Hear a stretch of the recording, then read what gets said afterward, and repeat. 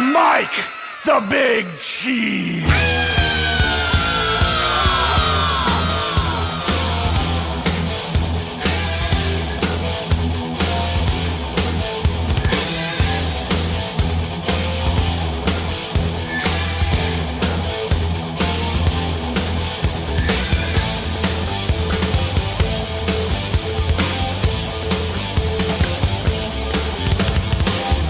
Welcome, my friend.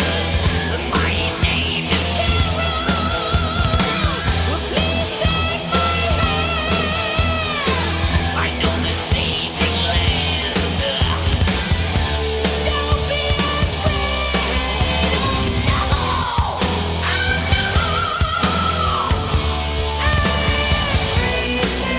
but don't fear. No, I'll take you safe across the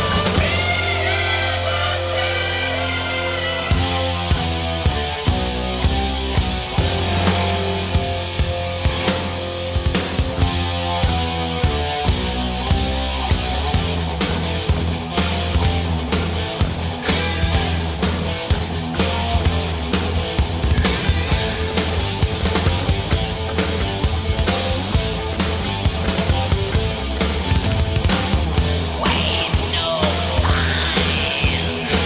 Where soon the night will break away. The dead boy can wait. There's only room for one. Don't be afraid. Oh no,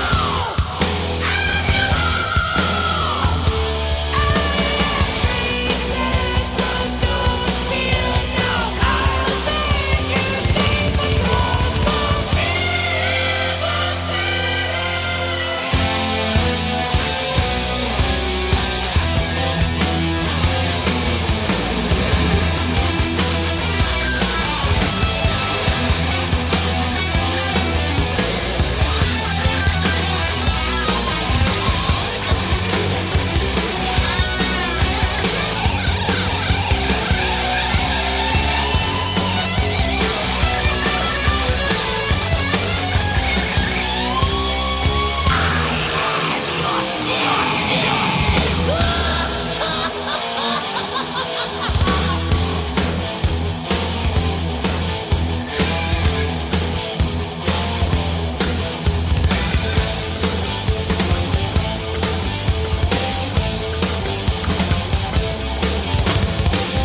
We must leave now.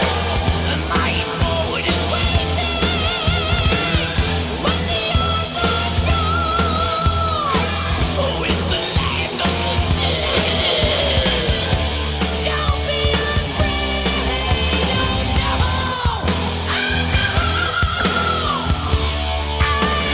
faceless, but don't fear. No, I'll take you safe across the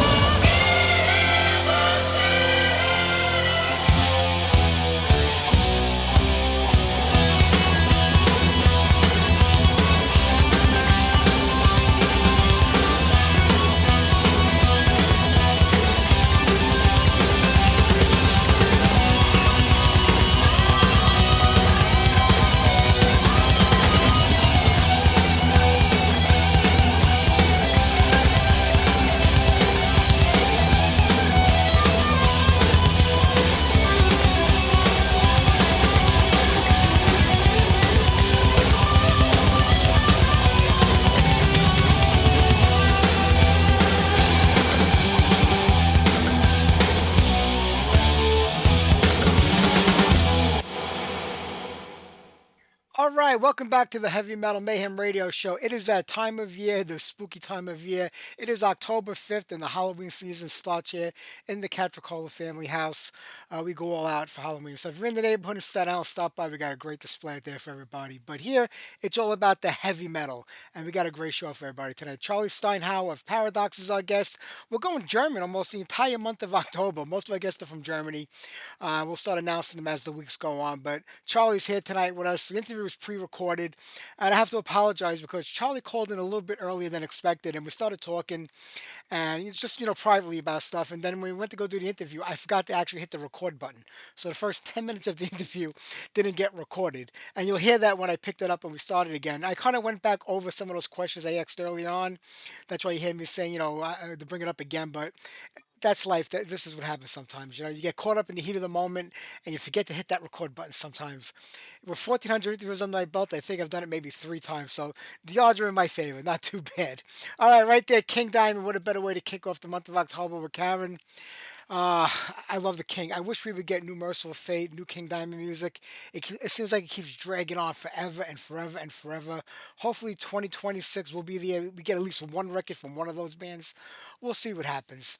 All right, let's keep the music flowing here. We got one. We got one guest tonight. I think we got one guest almost the whole month of October, so we have more time to get to a lot of the music that we haven't been getting to. So let's do some Destructor Overdose.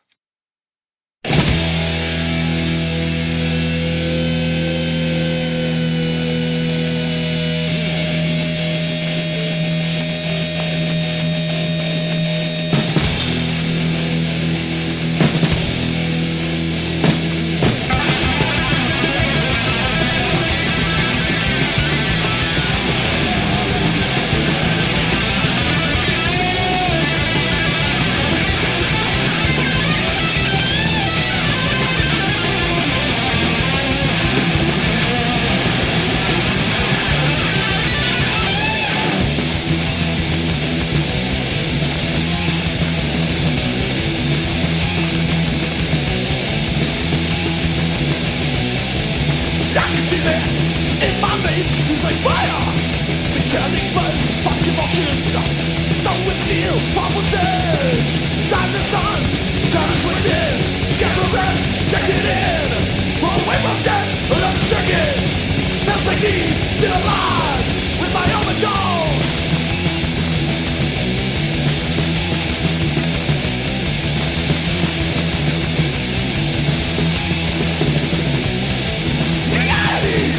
Not to rush with the future. Come to us, high energy. Got to us, do your thing.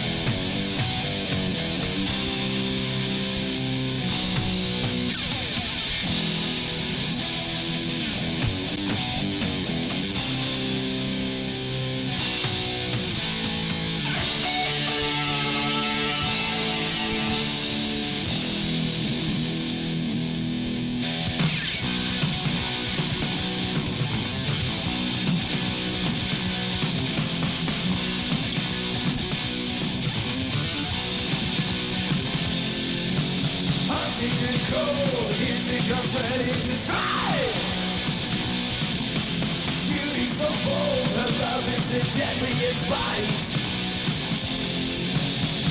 Hypnotize me with your dark eyes. Reflected visions, do never die. Catch your eye, the love is well. You'll never know what lies ahead. Black widow, whoa, black widow, sweet black widow, beautiful poison.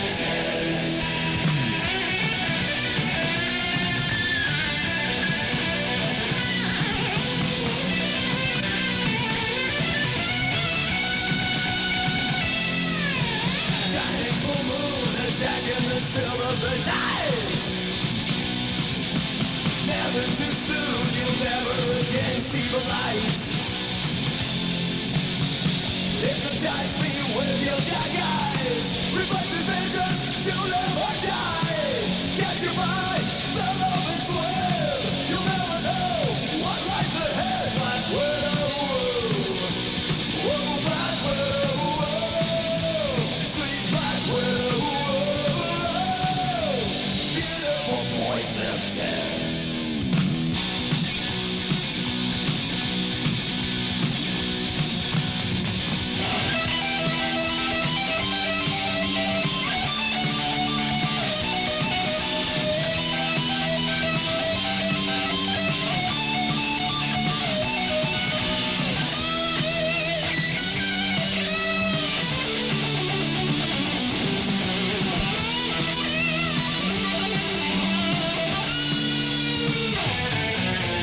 Hunting the cold, here she comes ready to strike. Beauty so bold, her love is the deadliest bite. Hypnotize me with your dark eyes. Reflective visions, you'll never die. Catch your vibe, the love is warm. You'll never know what lies ahead. Black widow, whoa, black widow, sweet black widow.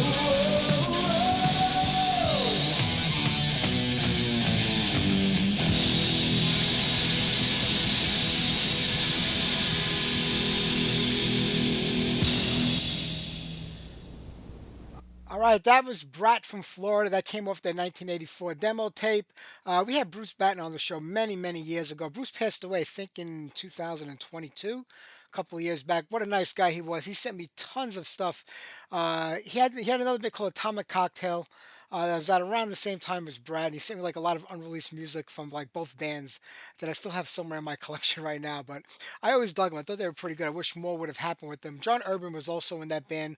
John played in Breaker for a little bit in Urban Vault, and he was also in Atomic Cocktail with Bruce. Some good stuff over there. Right before that, Wild Dogs, Woman in Chains, and we kicked things off with Destructor and Overdose. I play Destructor all the time, but sometimes you don't, you miss a song here or there. You don't go back to a certain record. Then when you play, like, wow, that stuff is just so great. Why haven't I been playing it more often? And I have to go back to that first Destructor record. Even though I do play it every now and then, it needs to be played a lot more.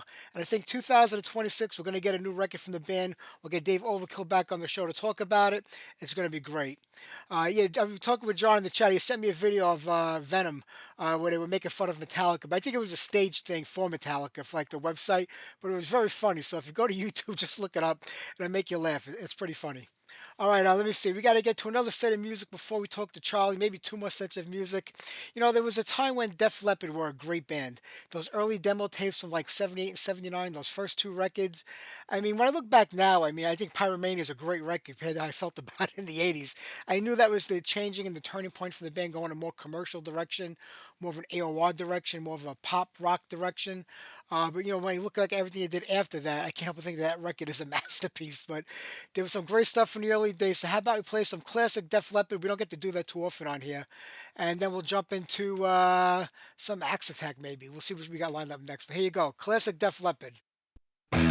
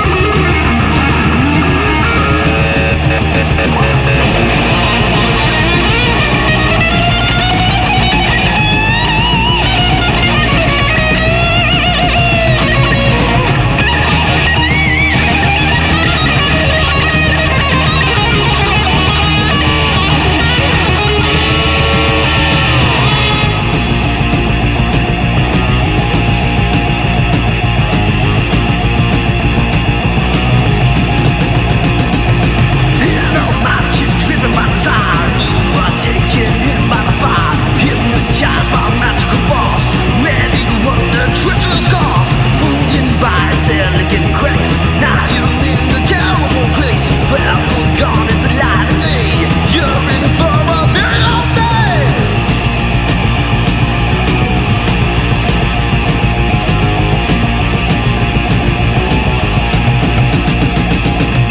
Rivers and chasers of darkness, rivers and dungeons of danger. Rivers and chasers of darkness, rivers guided by strangers caught in the chambers of darkness. Lost in the world of madness.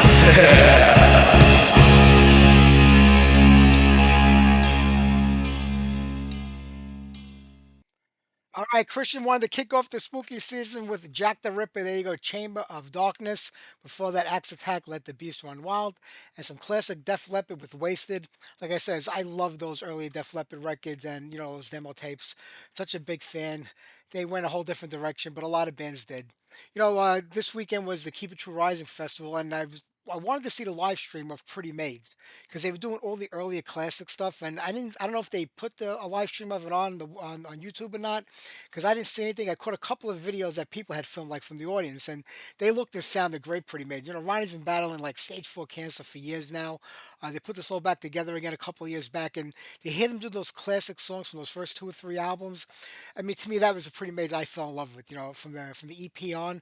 I wish I could have seen it, so I'm hoping that it is on there. If anybody knows if it's up there, let me know. I'd like to go see the whole show on there. To me, that would be worth the price of admission alone, just to see Pretty Made doing classic stuff. But I also saw that the promoter of the festival put that on his Facebook page. That, the opening night with the Iron Maiden, the Paul Diano tribute was going to be like of legends and legendary. And I'm like, you got two guys that were in Iron Maiden in the early days of the band that most Iron Maiden fans don't even know about and never even heard of before.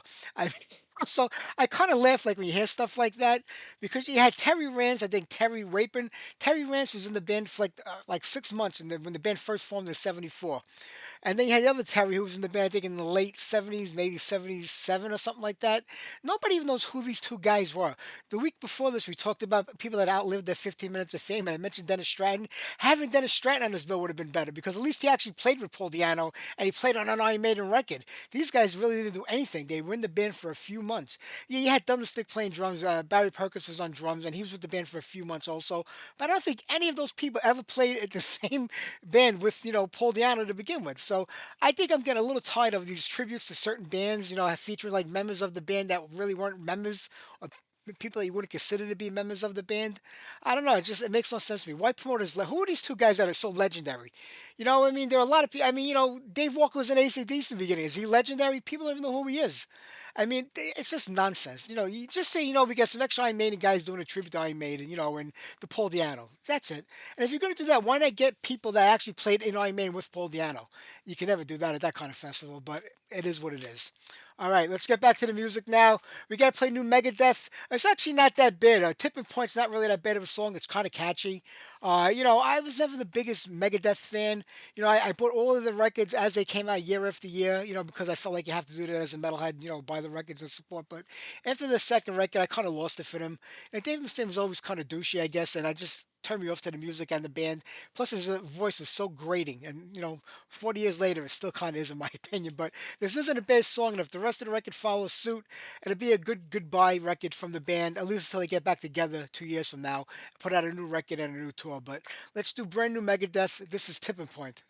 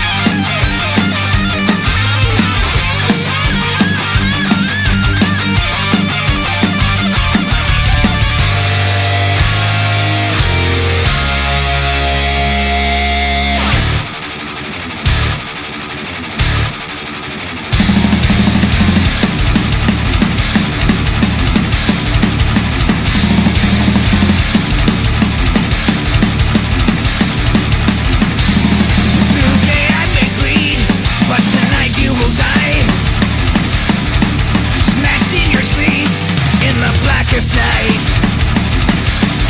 You buried the truth under layers of lies. There's no return, now you've crossed the line. Push me, I push you back. Tipping point. Tipping point.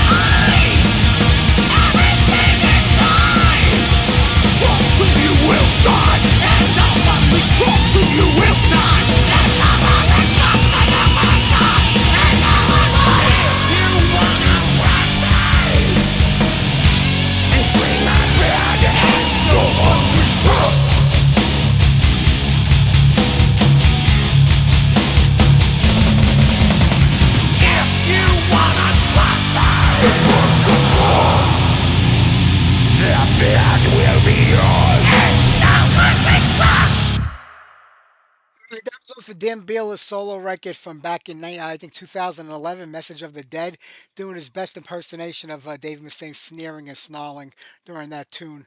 I love his voice. I wish he would have just did his Exciter voice on that record, but, it was a lot harder and heavier than Exciter. Before that, Rage with Reign of Fear and New Megadeth with Tipping Point. All right, we're gonna get to the interview with Charlie right now. Like I said in the beginning of the show, this was pre-recorded earlier because of the time difference. And what happened is Charlie called in early. We started talking about a lot of other stuff besides the interview. And then when we jumped into the interview, I forgot to hit the record button because this is on Zoom and you got to do it before the interview starts. So the first 10 minutes of the interview didn't get recorded. But I went back and asked those questions over again throughout the rest of the interview. That's why it might seem a little disjointed because I'm kind of repeating stuff that I said earlier, even though you wouldn't know that because you're not hearing it. But we did. So it is what it is. It's the best I can do. But let's play some classic Paradox right now. We'll get the interview with Charlie on, and then we'll play something off the brand new record Mysterium.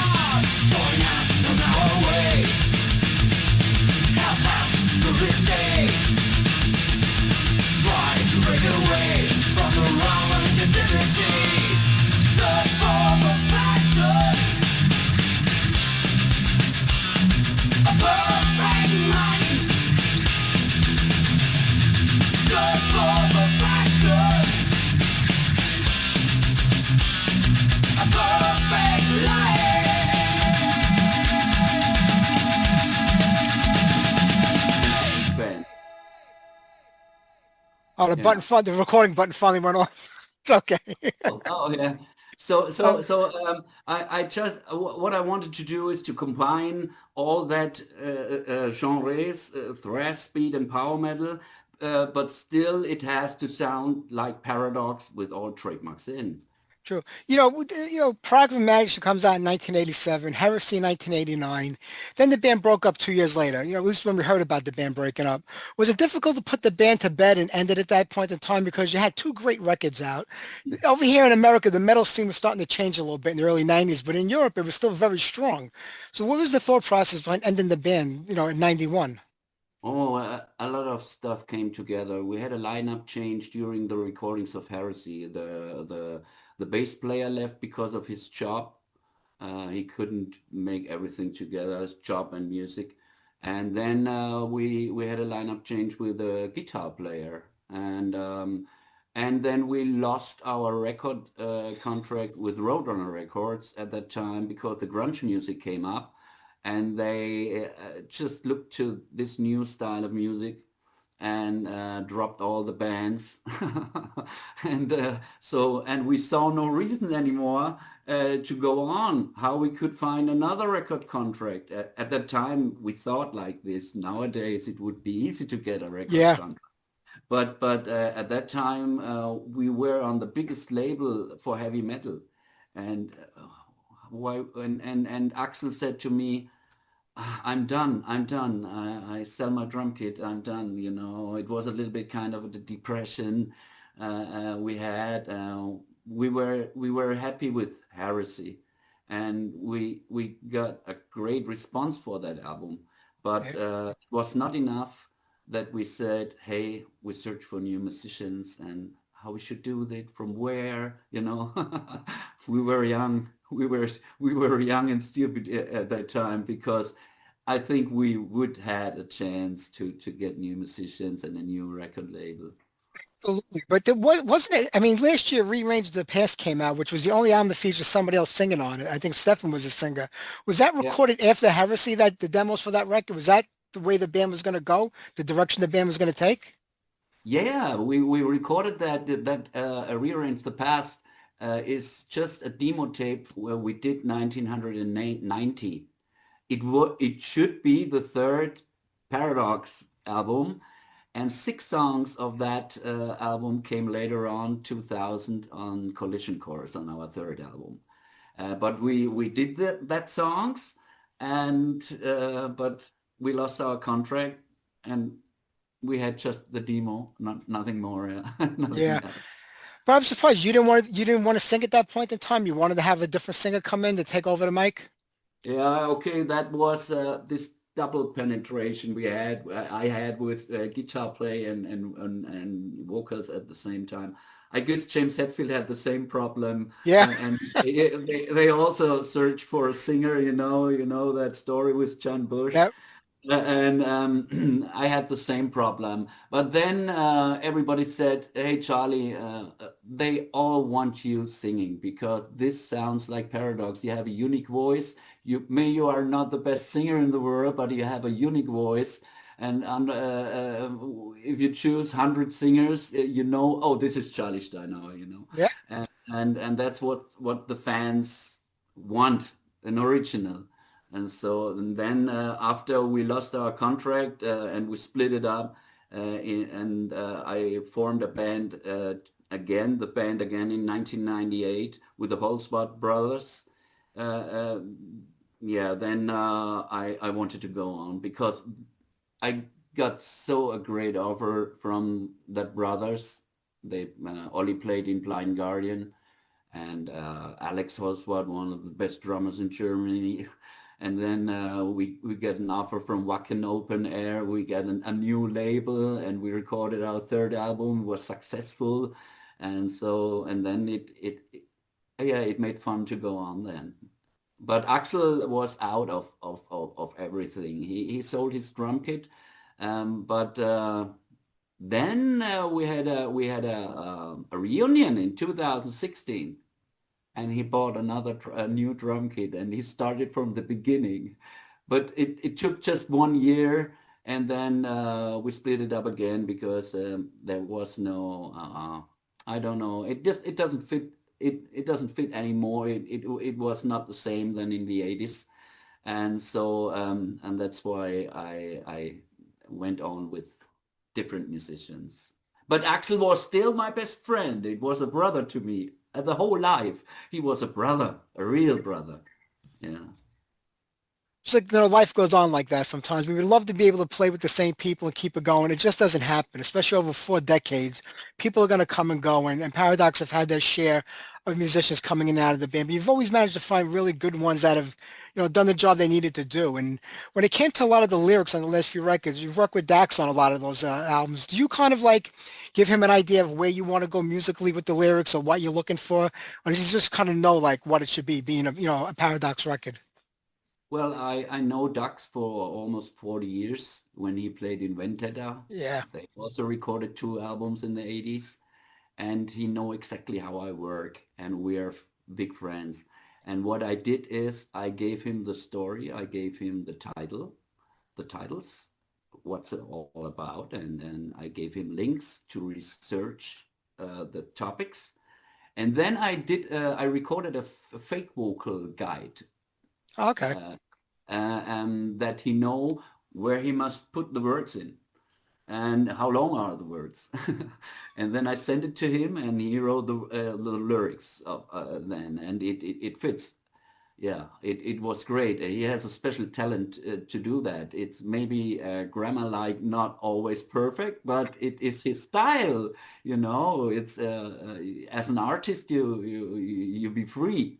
Sure. You know. Well, the translation's always got to be a difficult thing anyway, because the way you say it in your native language doesn't, translate sometimes into English. So there's always that little bit of trickiness to it. But he does a great job in putting all these songs together with you. And I always found it amazing that it sounds like it's so perfectly, like everybody was there together doing it, but yet he's sitting down and he's writing all the stuff out and giving it to you, and you're putting it together, and it does work out. A lot of times stuff like that doesn't happen to work out very well, but it works out for you guys quite well. Great, great, great. He's perfect. We fit together. We just fit together. I do the music and Dax write the lyrics, and yeah, he did it on Pangea, and he did it on Tales of the Weird as well. Yeah. In the future, would there be any collaboration between the two of you? Was like maybe with a different band, like putting another band together where the two of you could work together? Is that an Yeah, option? that's an option. I talk to musicians right now, and I also the last word is not spoken to play some live shows with the next album and with the band, with the whole band. I Yeah. search for, if I find the right people, I will do it with the right people. If I don't find the right people, I do it by my own. That's the way to do it. Well, I mean, today people can have bands with members from all over the world. I mean, they fly in, they do shows together. Would you prefer to have, local musicians that are near you? That way you feel like a band, you could rehearse, put it together and work with each other? Yeah, that's the main problem, to find the right people because they live too far away. And as I mentioned before, I won't spend time with my friends and who are in the band, you know. But for live shows, that is another thing, you know. I can hire some good musicians to play that songs live with me together. This is an option, Is of that course. something you're comfortable with just having people come in for the show to play? Or do you really like prefer to have like them be full members of the band where they kind of dedicate themselves to the band? I know it's hard to find that today, but it's a Yeah, different world. I would love to find people who want to be a real band member with Paradox. Yeah. And so this album is fresh now, and I have a little bit time. And but I think forward, but not 2 steps, just 1 step forward, step for step, you know. And and then we will see. It would be a dream. It would be a dream because it makes more fun if you have some friends on your side, you Sure. know. One thing about the record Mysterium, I mean, Everybody says the new record, like I said, everybody said the new record is my best one yet. Then a year or two later, they'll look back on it and say, well, I should have did this. I should have changed that. Maybe this wasn't the way it was supposed to be. When I listen to this record, I really feel it's like perfection from start to finish. I mean, I could compare this to any past album. I mean, the songs, and they're very lengthy songs, 7, 8 minute long songs. You really put a lot of time into this music on this record. That's true. That's true. It was so I worked day at night. Sleep was too long for me, and but well, I think on each record something different must happen. I don't want copy myself, and I think that on the next one, it should be a band. It should be maybe some live shows, you know. And yeah, if I understood your question right.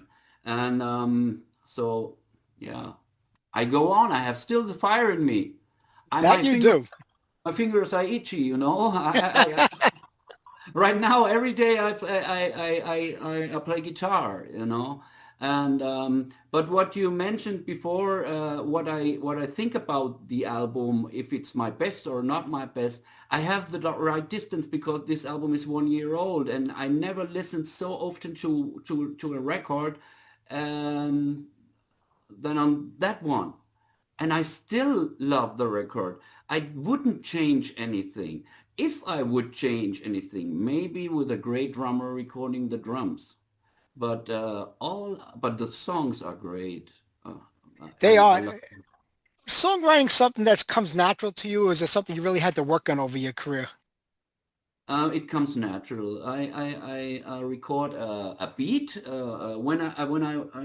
for example, I want to write a fast song. Then I put on the digital drums, just a beat for me, and then I play on that beat till I have the right part. It must be a great part, not an average part.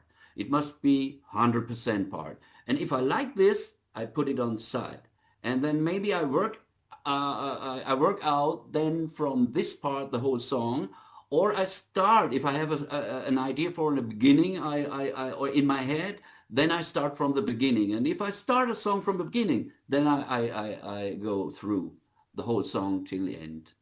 But it comes out of me. I don't know from who I learned it. You know, it's just because maybe because of I'm inspired of my favorite bands. And when you are inspired from your favorite bands, you want to sound like your favorite band as a musician. Not to copy, but the same vibe. And you know, and maybe that's why that's the reason because it comes out of me. But it never stops because each time when I put on the guitar and my girlfriend sit next to me, he said, "Hey, let's record that. Hey, this is a great idea. You forgot this idea." And no, no, no, I don't forget. Another idea will come out. Song that you played it back to yourself a couple of times, say, wait a minute, I think I did this once before. I think you go back and it was a song from early on in your career. Because it feels like on record, you never repeat yourself. I mean, every song is new and original. It's paradox in sound, but yet it's always different. You never repeat like a past formula for a record. Yeah, and as a composer, you want to develop. You want to go a step further. And I listen to my old stuff when I start. If I recorded something like this one in the past, and because around 100 songs are out now worldwide, so it is a big chance to that you copy yourself, you know. But no, it doesn't happen because I always have some different kind of riffs. Next year will be the 40th anniversary, if I think about it, of actual Paradox. Even though you were around in a different form before that, it'll be 40 years. I mean, what's the difference between the Paradox of 1986 compared to the Paradox of going into 2026? Is there a difference in the band to you? Not just Yeah, members, I mean, but the band itself, sound. yeah. If I listen to our Productive Imagination from '87, and I listen to Mysterium now, 2025, that's a big difference. But it doesn't mean that it's better because old school fans like the first two albums. But for me, it is.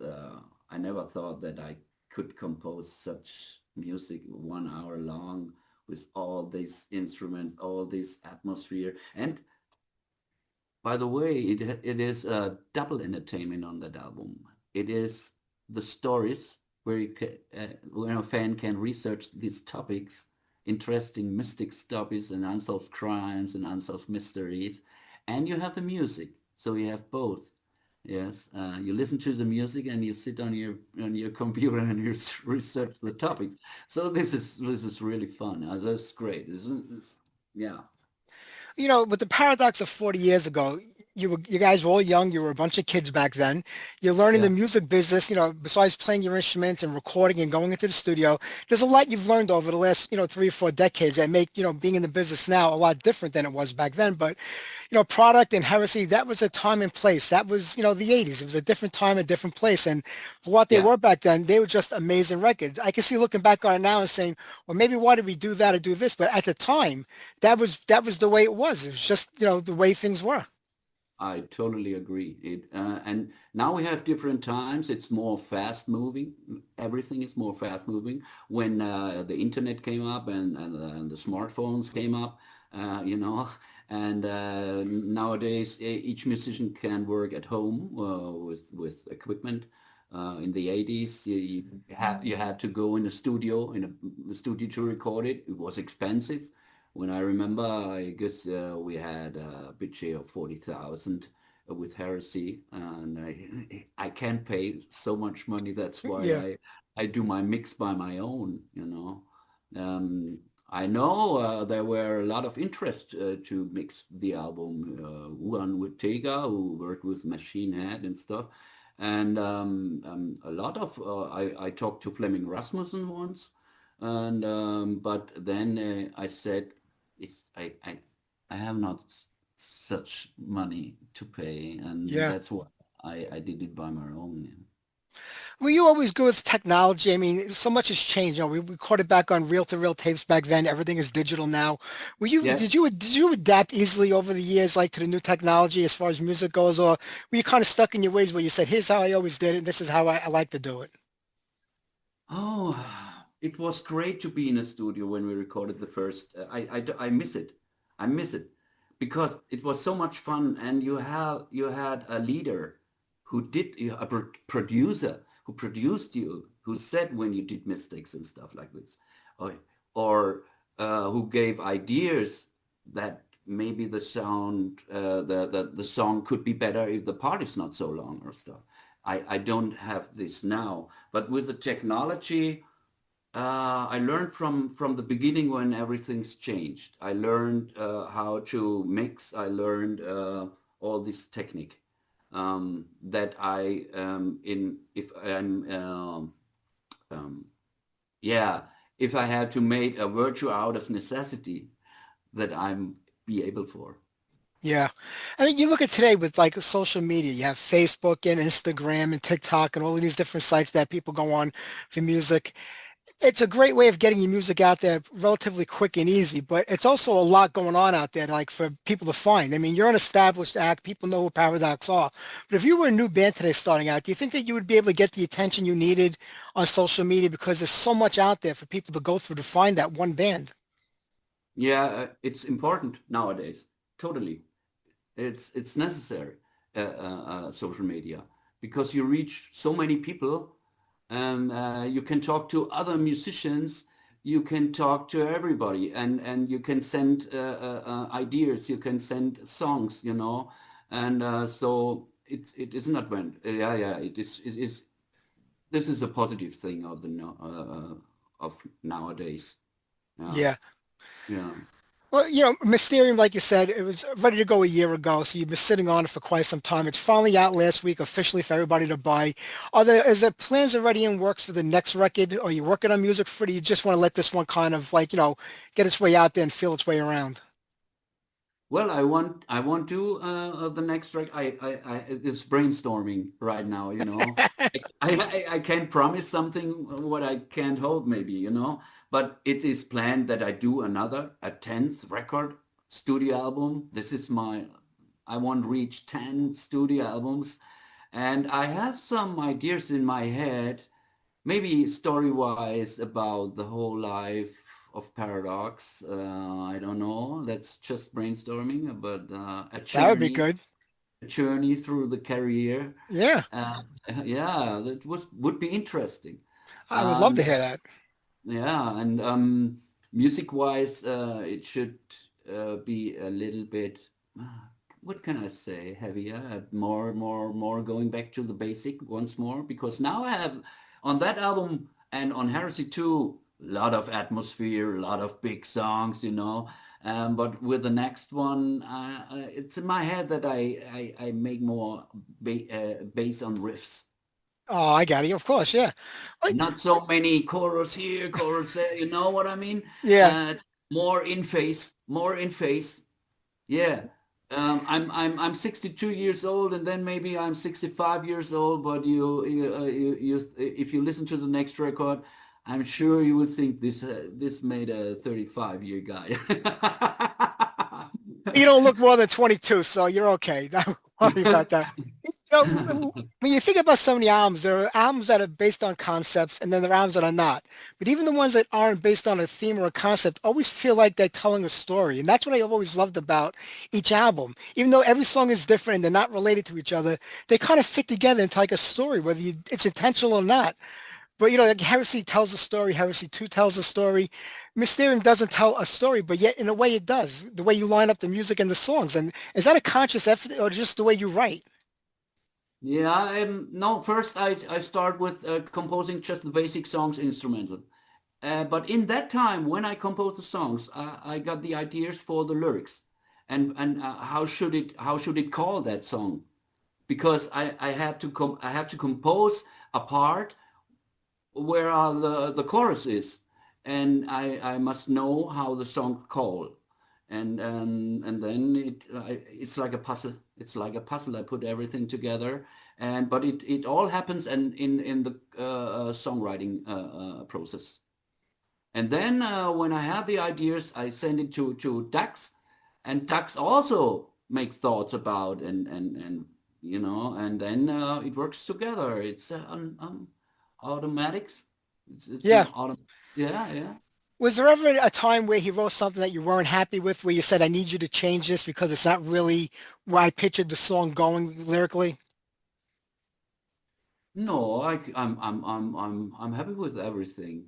I didn't thought if should I change something. No, all what he gave me back when he wrote it, I said, yeah, it fits to my vocal style. The words, the words. There are words in who want hear a heavy metal fan wanna hear that words, you know. You learn that in the years, you know, what they want, the fans. And so no, I wouldn't change Oh, something. I'm glad for that. Charlie, they're going to cut us off in a few minutes. They only give you 40 minutes to talk, Cameron, on Zoom. So, I mean, Mysterium is out now on High Roller Records. We waited a long time for this record, because of AFM, but I'm glad that it's here. And I'm glad that after 40 years, you're still delivering the goods every single time. I mean, such a fan going back to the first demo back in 1986. I've been with you and I'll be with you to the end. From 96, the demo tape. In Okay, 1986, when you had no, Mystery and the demo. yeah. The first Yeah. demos, they were recorded without lyrics. They were just fake English, and nobody knew it. You know, and when you listen to the first demo, hey, what does it sing? It sounded like English, but it wasn't. That has changed over the Yes, years. but it worked out. But Yeah, listen, it Charlie, worked out. It worked out. It was demo of the month, and the mystery demo was demo of the year in 1987. Wow. it's a long time ago, but I'm glad you're still doing it, my friend. And it was a pleasure talking with you, and we'll do this again when the next record comes out. Oh, you're welcome. I have to thank for each support and your support, and I really feel good for that response. And I see it in your eyes, and you love the album, and that's great. And I really appreciate. It's a great record, Charlie. Thank you very much, and have a great night where you are. Thank you. Take care. Thank Talk you. again soon. Bye-bye. Take care. Bye bye.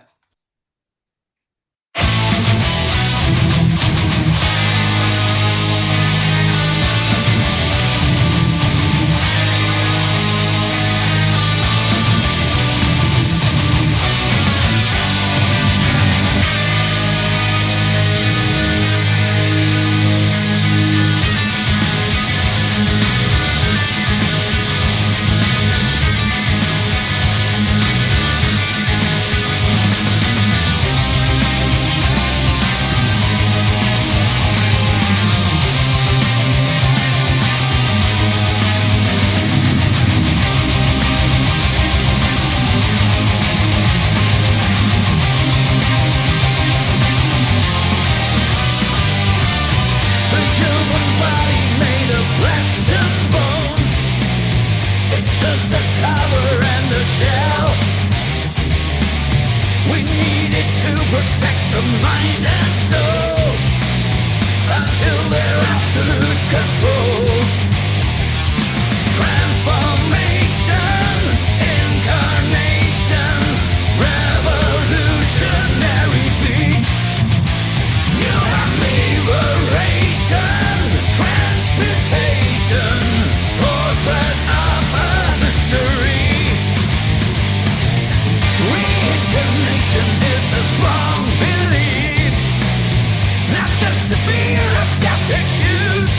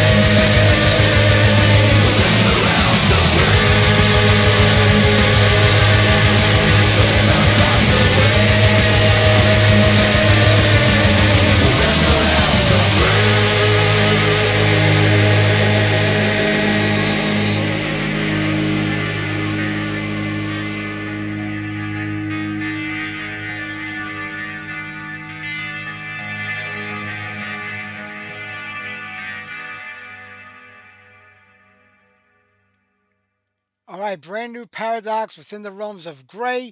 Like I said, I apologize that the first 10 minutes kind of got cut off because we were just talking. I forgot to hit the record button, but it happens sometimes. So what are you going to do?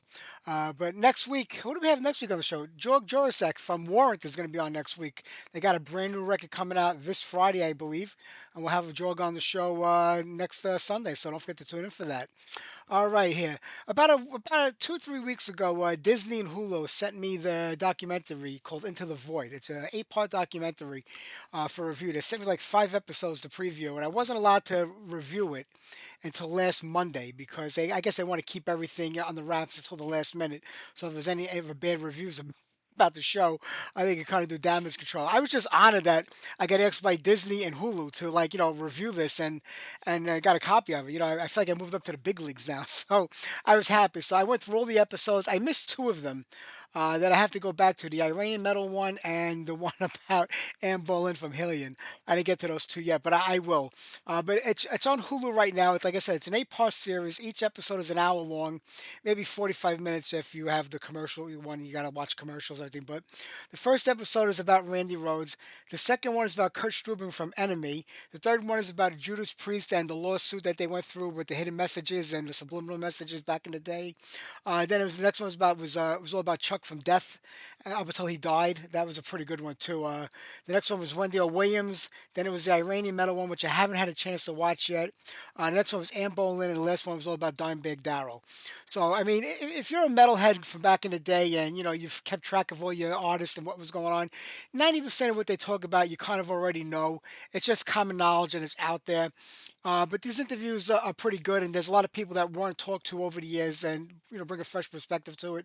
The Randy Rhoads one, they talked to his sister a lot throughout the interview, and Sharon, which was quite surprising. It actually shows that she has a heart because she was very emotional throughout this entire interview. And I know they kind of touch on certain things that Rudy Sarzo wrote a book. I mean, Rudy Sarzo, and Tommy Aldridge are in this, as well as Randy's sister and Sharon. There's a lot of interviews with Ozzy too, but they were like ones that were done over the years. It was nothing new. I think this was done before Ozzy passed away, but I don't think he was in condition to kind of give any fresh interviews. So when they asked a question, they talked about something. They went back to an old clip of Ozzy talking about it and everything. But Sharon was very emotional, started crying about it when they were talking about certain things with Randy when he passed away, when he died in the plane crash. With the hairdresser. So it was actually pretty good. But like they don't allude to like Rudy Sarzo in his book. I think Bob Dazos's book wrote down that Randy wanted to leave Ozzy's band. They started having a falling out about them having to record the Black Sabbath live record of all the Black Sabbath tunes, and he didn't want to do that. He felt they should have went with new music, and that kind of caused a rift between him and Ozzy. Rudy says in his book they got into a fist fight, and he was about to leave the band after the tour. They don't really talk much about that here. I mean, it's kind of alluded to, but they don't really mention much about it because I guess they want to keep that out of the, they kind of want to make that part of it disappear. And I understand the reasons behind it, but I think that's where it's going. But it was a pretty good episode, and they do a lot of talking. And when you watch Rudy Sarzo and Tommy Aldridge, I think Tommy is 75 and Rudy's about 74, maybe Rudy's 75 too. Ozzy passed away, this year at 76. These two guys are only about a year younger than him, and they just look incredible. And Tommy's out there bashing the shit out of the drums. I mean, I hope when I'm that age, if I make it to that age, I'm still as active as these two guys are because it's just incredible when you think about it. My father's a few years older than both of them, and he's in a nursing home. He can't even function anymore. It's just incredible, like, the shape that these guys are in, and especially with the lifestyles that they live. But that was really good. And the next one about Kurt Stubin from Enemy, with him, being charged with the murder and everything. That was a really good episode too. I mean, because you don't hear much about that anymore. It's not talked about. So they kind of did touch on a lot of subjects and topics here that kind of get pushed to the side. The Randy Rhoads one is a very common one. The Judas Priest one about subliminal messages and those two kids trying to kill themselves. That was all over the place and all over the papers. So, but the one about Chuck was really good. They went into detail about like how he started the band and him getting sick and dying and everything. That was a lot of stuff that you didn't hear about or know about. Same thing with the Wendy O and Anne Boleyn. I mean, even though I'm not a fan of hers, as everybody knows from my show, they do talk about a lot of stuff that hasn't been heard before or mentioned before. So if you have Hulu. Check it out. If you don't, let me know. I'll share my password with you. You can watch a copy of it. It's pretty good. Like I said, I got 2 more episodes I got to get through the whole things of, but not bad stuff. And this is like a great month for documentaries. There's 2 Ozzy documentaries. One already came out, the one on BBC called Coming Home. I believe it came out a couple of days ago. It's supposed to be about Ozzy moving back to England after all these years and his health battles, the last few months of his life, and the reunion show at the Back to the Beginning. So I can't get that right now. I mean, I'm sure it'll pop up somewhere here in the country. But I think next week there's No Escape, which is the documentary about Ozzy on Paramount, which we could all get here. So a lot of great stuff going on. And there's so many other bands putting out documentaries right now, and other bands that are doing, movies, like documentary type of movies with actors like Motley Crue, The Dirt, the Scorpions have one coming out. I'm looking forward to that. That should be pretty good, I have to say. But all right, let's get back to the music here. Let me see. What are we gonna do? How about some Crimson Glory? We talked to Giles last week. He's excited about this new record coming out. We're gonna do some classic Crimson Glory right now, and hopefully the new record can live up to the old. But here you go, Heart of Steel.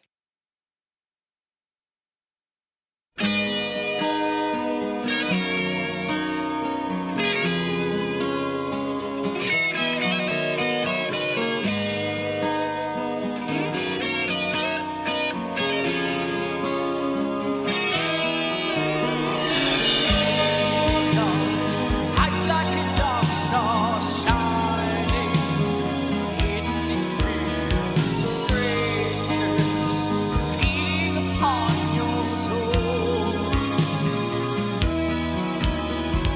Call me on through the darkness, soul. Deep in your head, touch me. Fingers of velvet blue. Fingers of misty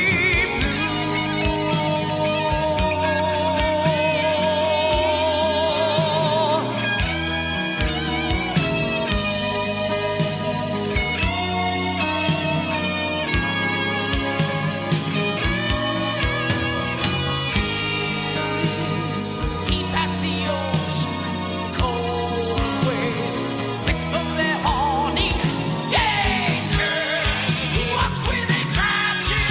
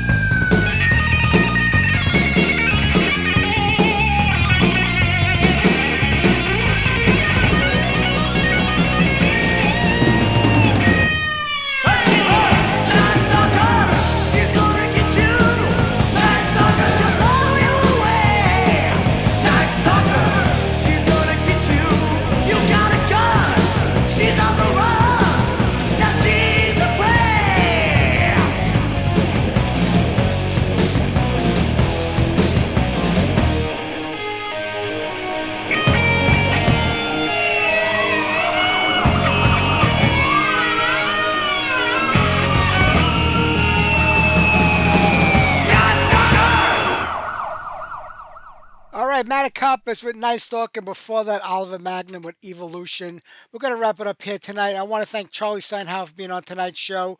Next week, Jorsak of Warrant will be on the show. Don't forget to tune in for that. And got a couple more guests coming to us. I think we only have one guest a week, but there might be a few more added as we move along. As the year starts to dwindle down, we get less and less guests, so we'll focus more on the music, which is what it's all about, right? A couple of weeks ago, or a couple of months ago, actually, I had mentioned to you that there was going to be that Venom reunion with Abaddon and Mantis after they talked about this Japanese one show, and last week it was announced. And now this week, about a month ago when they talked about Candlemass reuniting with Messiah for that one-off show at the Hard Rock Festival in Greece, Leaf kept saying, no, no, it's just one time, one time, one time only. It's not going to be anything permanent. It's one time. Well, now Messiah did an interview this week saying where he would like to do more shows like this, and he hopes that they can make it happen for 2026. They got to get on the festival bandwagon right now and start booking these shows. Well, every festival would book Candlemass with Messiah on vocals next year if that happens. But I have to be honest with you, if I was Johan, I would be really pissed off when they first announced that they were going to get back with Messiah even for a one-off show. If I'm the lead singer of the band, a long-time lead singer of the band, somebody actually goes back to the band from 1986 on the EP, and over the last maybe 8 or 9 years that he's been singing with them again, I think after Robert Lowe left the band, I would be pissed as shit, and I wouldn't want to be a part of it. I would have just quit the band. Maybe that would have opened up the door for Messiah coming back in permanently. I don't know, but if I'm the singer of a band, I don't want to hear that another singer, the original singer or a more popular singer that was with the group at one time, is going to replace me for a one-off show. I just don't get it. I would be pissed about it. How he dealt with it as well as he did is beyond me. I mean, the same thing happened a few years back, or maybe it was more than that, when Fates Warning reunited with John Arch. If I was very old, I would have been so pissed off being like the lead singer of that band for like decades already. I would have just quit the band and walked away. That's how I feel. Maybe it's a prima donna thing on my end, but okay, or at least sing a thing. I'm neither, but I'm just saying I would have walked away from the band. I don't get that. I could see like bringing them up maybe for like a couple of songs during a show, with the singer, the cover singer of the band, and give the fans a little treat, something like that. But it didn't work out at one time for whatever reason. Why try to go back to it now? I mean, look at Halloween. I mean, they're out there with both of the singers doing that. And it seems to be working well for them, but I don't know if that would work for everybody, But I just would be all pissed off about it. That's like AC/DC telling, Brian Johnson, listen, we're going to bring Dave Evans in for, like a classic reunion show. We're going to do like those two songs from the single. Brian Johnson would have said, fuck you, and he would have quit the band. He would have walked away. It doesn't make any sense to me. I know the fans want it, and the fans are dying for stuff like that, especially when you reunite a classic lineup, at least most of the members, and especially if one is the lead singer. So I understand it as a fan point, but as a musician in the band, I would be devastated if I was told, listen, you got to step aside for this next festival because we're bringing Messiah back, or we're bringing Dave Evans back, or we're bringing, all these different people back. I would be so upset about it, but it seems to be happening. Festivals push for these things, and they create friction, I think, within the band. So I give maybe by the end of the year at the latest, maybe February, Johan's going to be out of the band. Messiah's going to be back in the band. They're going to do all the festivals next year. Then things are going to go full of shit by the end of the year, and that'll be it for Candlemass once again. There's my prediction for the rest of this year and next year with Candlemass. We'll see what happens. You never know, but right, I could be wrong. All right, let's wrap it up here today. How about some Saxon to close things out? Some sixth form girls. If I was a teenager again, I would say I would love to see those high school girls in their dresses. But I'm an old man right now with daughters and granddaughters, so I can't say a thing like that. But here you go, Saxon, sixth form girls. Take care, everybody. Have a great week, and we'll see you next Sunday night.